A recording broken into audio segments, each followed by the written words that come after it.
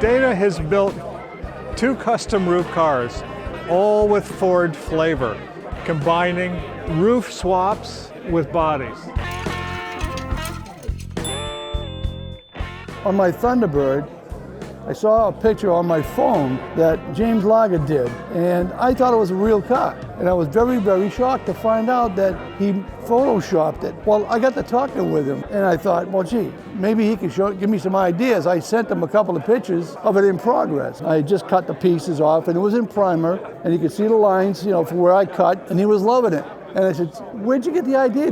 Where is this car? He says, Dana, I photoshopped it. So there isn't a real car. I said, holy crap, there isn't a real car. Well, I got something here, all right? So I looked at it closer. I saw a couple of spots in his pictures that were different from another one, like the side louvers. On this roof in the middle, we've got 5 vents, but you look at the top, there's only 3 vents, and it looks like he has a seam going down the side of the roof.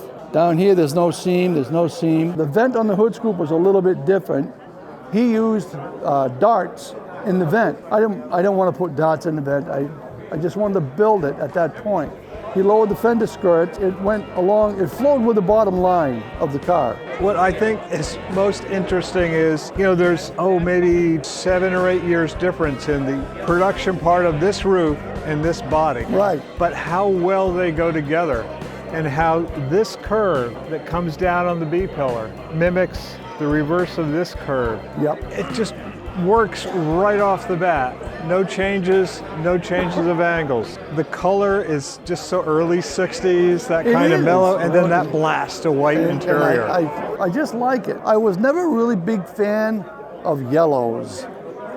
But here today I've got 4 cars in yellow. It's a nice creamy yellow. This is Tamiya base coat. It's a white coat with Model Master Phoenician yellow on it. The antenna is made of a guitar string. There's no other frills. What's different about this, if you look at the picture, the hood is flat all the way across. On a 61, 62, or 63, there's a groove for the headlights. There isn't one on here. There isn't one on the picture. I like it. I went with stock engines on that because it's a Photoshop. I saw on Facebook, a friend of mine did a Mercury Cougar, a 69 Cougar. It was in progress. His was blue with white stripes. Now, I'm looking at it, I'm thinking to myself, I can't wait to see that thing when it's done. So I talked with him, and I've got to my opinion, this guy's a little slower than me. So I said, I can't wait that long. I like the car. So he told me what he used for a roof. I went out and bought the kit. I got both that and the 69 Cougar Eliminator, and I made mine white with blue stripes. The white is pearl. The blue has got a little pearl in it. Those are Tamiya colors. Tamiya primer with Tamiya paint on it. The trick for the Cougar was, what motor do I want to use in the Cougar? The Eliminator or the Mustang? So I used the Eliminator. It looks pretty cool. And this guy too, we're used to seeing Cougars, for years. It's got that notch in the back.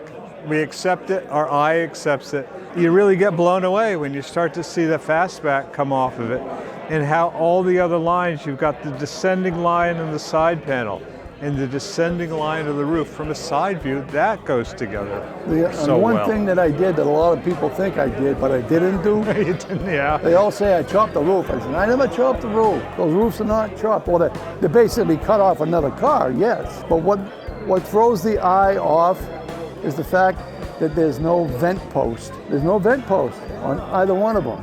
So it makes the window look a little bigger. Sure. Makes it nice and sleek without changing portions. Oh, very cool. It's like an illusion, and I think it's a cleaner look, not so distractive, I got cars with vents in them, and they look nice, but I'd rather see them without it. If you're going to change a roof, don't put that vent window in it. I could have. Sure.